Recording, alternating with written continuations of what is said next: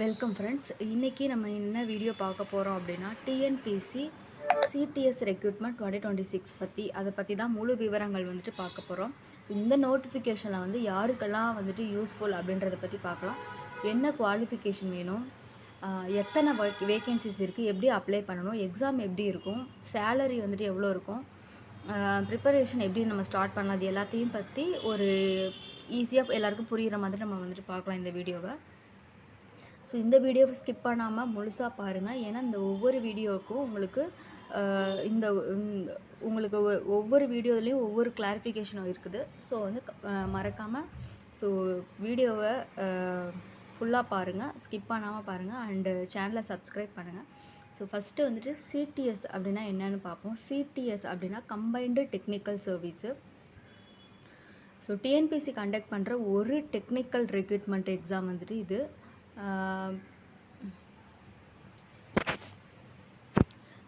இந்த ரெக்ரூட்மெண்ட் மூலமாக தமிழ்நாடு அரசாங்கத்தோட பல டிபார்ட்மெண்ட்டில் டெக்னிக்கல் போஸ்ட்டை வந்துட்டு ஃபில் பண்ணுறாங்க. இந்த வருஷம் இந்த ரெக்ரூட்மெண்ட்டுக்கு நல்ல எதிர்பார்ப்பு இருந்துச்சு. ஸோ அது போலவே இப்போ நோட்டிஃபிகேஷன் வெளியே ஆனதுக்கப்புறம் பல ஸ்டூடெண்ட்ஸ் அப்ளை பண்ண ரெடியாக இருக்கிறாங்க. இந்த ரெக்ரூட்மெண்ட்டில் சுமார் 461 வேகன்சிஸ் இருக்குது.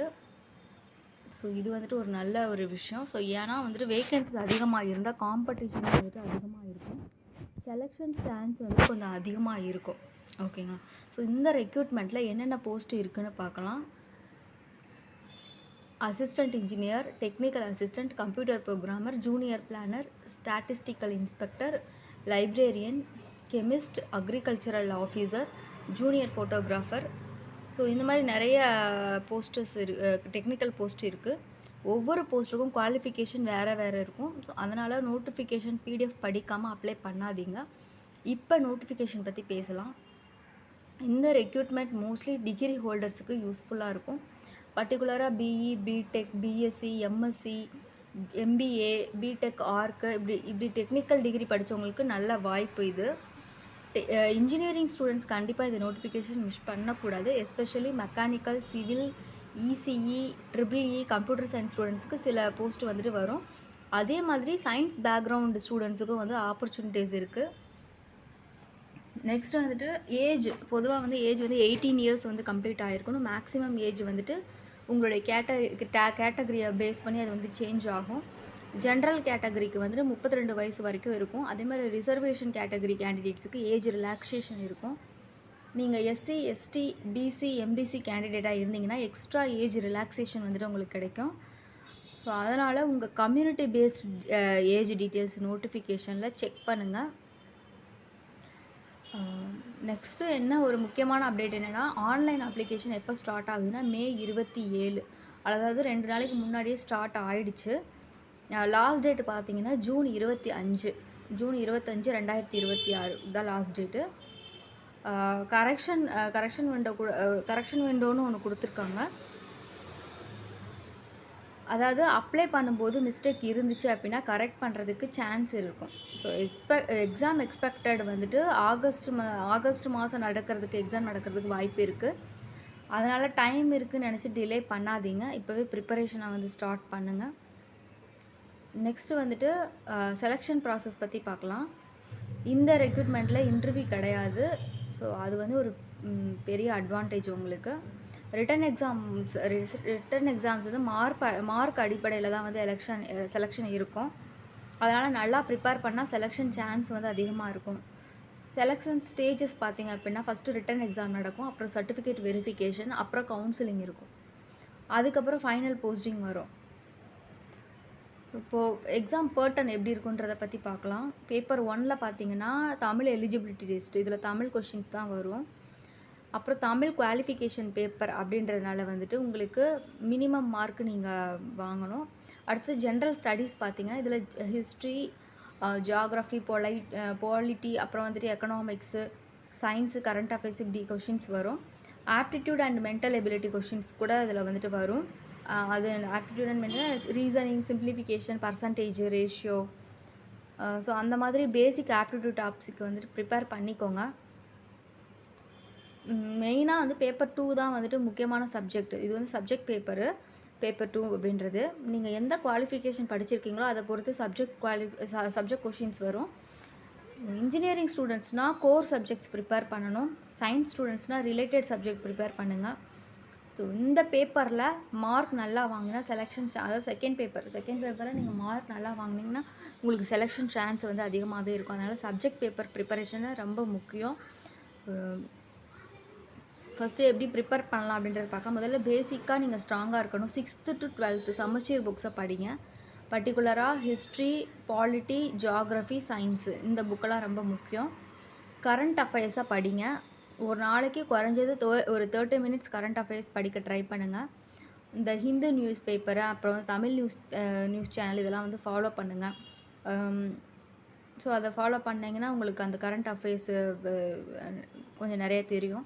அதே மாதிரி டெய்லி ஆப்டிடியூடை வந்து ப்ராக்டிஸ் பண்ணி பாருங்கள். Percentage, profit and loss, time and work, simplification, average, ratio இந்த மாதிரி முக்கியமான டாபிக்ஸ் எல்லாம் இருக்குது. ஸோ அதெல்லாம் வந்து ப்ராக்டிஸ் பண்ணி பாருங்கள். அடுத்ததாக previous year questions. So previous year கொஷின்ஸை வந்து சால்வ் பண்ணுறப்போ எக்ஸாம் பேட்டர்ன் புரியும். டைம் மேனேஜ்மெண்ட் வந்துட்டு உங்களுக்குள்ளேயே இம்ப்ரூவ் ஆகும். அதே மாதிரி ரிப்பீட்டட் கொஷின்ஸும் என்னென்ன வருது, அடிக்கடி ரிப்பீட்டடாக எக்ஸாம்ஸில் என்ன கேட்குறாங்கன்றதும் உங்களுக்கு தெரியும். ஸோ அதனால தான் ப்ரீவியஸ் இயர் கொஷின்ஸை வந்துட்டு சால்வ் பண்ணி பாருங்கள். அந்த 3 ஹவர்ஸ்க்குள்ளே அந்த கொஷின் பேப்பரை முடிக்க முடியுதான்னு செக் பண்ணி பாருங்கள். இன்ஜினியரிங் ஸ்டூடெண்ட்ஸ்னால் சப்ஜெக்ட் ரிவிஷன் நீங்கள் ஸ்டார்ட் பண்ணுங்கள். காலேஜில் நீங்கள் நிறைய நோட்ஸ் எடுத்துருப்பீங்க. ஸோ அந்த நோட்ஸ் மட்டும் பத்தாது. அப்ஜெக்டிவ் டைப் கொஷின்ஸை வந்துட்டு ப்ராக்டிஸ் பண்ணி பாருங்கள். மார்க் டெஸ்ட்டுக்கு நீங்களாக எழுதி பாருங்கள். ஸோ மார்க் டெஸ்ட்டு தான் வந்துட்டு உங்களோட கான்ஃபிடென்ட் லெவல்ஸை வந்துட்டு இன்க்ரீஸ் பண்ணும். நெக்ஸ்ட்டு வந்துட்டு நம்ம சேலரி பற்றி பார்க்கலாம். இந்த சிடிஎஸ் போஸ்ட்டில் வந்துட்டு ஸ்டார்டிங்கில் சேலரி வந்துட்டு 28,000க்கு மேலே தான் இருக்கும். சில போஸ்ட்டுக்கு வந்து சேலரி வந்துட்டு இன்னும் அதிகமாக இருக்கும். கவர்மெண்ட் ஜாப் அப்படின்றதுனால உங்களோட ஜாப் வந்து செக்யூரிட்டியாக இருக்கும். உங்களுடைய மந்த்லி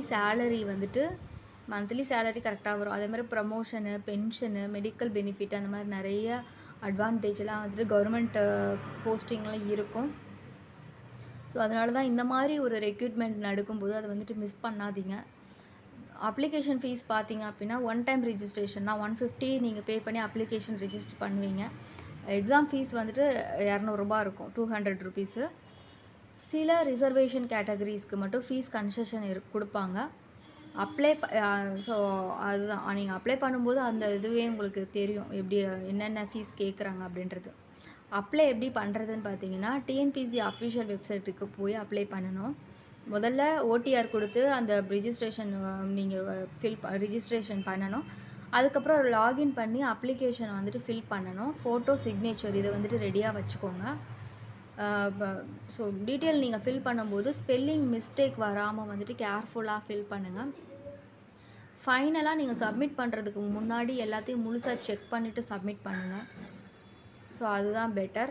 ஸோ இப்போ வந்து ஒரு இம்பார்ட்டண்ட் அட்வைஸ் என்னென்னா, நிறைய பேர் வந்துட்டு நோட்டிஃபிகேஷன் வந்ததும் ரெக்ரூட்மெண்ட்டில் அப்ளை மட்டும் பண்ணுவாங்க. ப்ரிப்பரேஷன் வந்துட்டு சீரியஸாக வந்துட்டு ஸ்டார்ட் பண்ண மாட்டாங்க. ஸோ அப்படி இருந்தால் செலெக்ஷன் வந்துட்டு கஷ்டம். ஸோ நாளைக்கு படிக்கலாம் அப்படின்னு சொல்லிட்டு போஸ்ட்பான் பண்ணாதீங்க.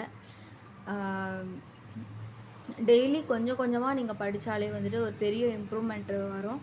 ஒரு நாளைக்கு 3 ஹவர்ஸ் படித்தாலும் கன்சிஸ்டன்சி இம்பார்ட்டன்ட். மொபைல் டிஸ்ட்ராக்ஷன் வந்துட்டு குறைக்கணும். எல்லாருமே வந்துட்டு சோஷியல் மீடியாலாம் வந்துட்டு லிமிட்டாக யூஸ் பண்ணுங்கள். ஸோ கொஞ்ச நாள் நல்லா ஃபோக்கஸ் பண்ணி படிங்க, ப்ரிப்பேர் பண்ணுங்கள். ஒரு கவர்மெண்ட் ஜாப் அப்படின்றது கிடச்சிச்சின்னா உங்கள் லைஃபே வந்து செட்டில் ஆகிடும். உங்கள் ஃபேமிலிக்கு வந்துட்டு அது வந்துட்டு ஒரு ரொம்ப ப்ரௌடாக ஃபீல் பண்ணுவாங்க. அதனால தான் இந்த ஆப்பர்ச்சுனிட்டியை வந்துட்டு சீரியஸாக நீங்கள் எடுத்துக்கோங்க. இந்த ரெக்ரூட்மெண்ட் அப்ளை பண்ண போகிறவங்க வந்துட்டு ஸோ கமெண்ட்டில் வந்துட்டு சொல்லுங்கள். நான் preparation videos, current affairs, TNPSC updates இதெல்லாம் வந்துட்டு அப்லோட் பண்ணிகிட்டே இருப்பேன். ஸோ இந்த வீடியோ வந்து யூஸ்ஃபுல்லாக இருந்தால் லைக் பண்ணுங்கள், உங்கள் ஃப்ரெண்ட்ஸுக்கும் வந்துட்டு ஷேர் பண்ணுங்கள். So daily government jobs updates வந்துட்டு பார்க்குறதுக்கு இந்த சேனலை சப்ஸ்கிரைப் பண்ணுறதுக்கு மறந்துடாதீங்க. Thank you friends. அகைன் ஒரு புதிய யூஸ்ஃபுல்லான ஒரு வீடியோவில் வந்துட்டு நம்ம பார்க்கலாம். தேங்க்யூ.